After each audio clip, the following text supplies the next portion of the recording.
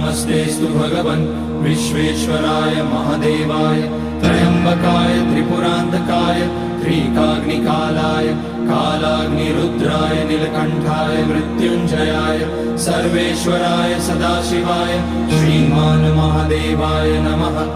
ॐ नमः शम्भवाय च मयोभवाय च नमः शङ्कराय च मयस्कराय च नमः शिवाय च शिवतराय च। ॐ त्र्यम्बकं यजामहे सुगन्धिं पुष्टिवर्धनम् उर्वारुकमिव बन्धनान् मृत्योर्मुक्ष्यमामृतात्।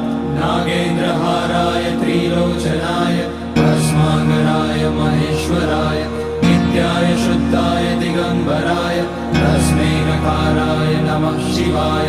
मन्दाकिनी सलिलचन्दन चर्चिताय नन्दीश्वर प्रमथनाथ महेश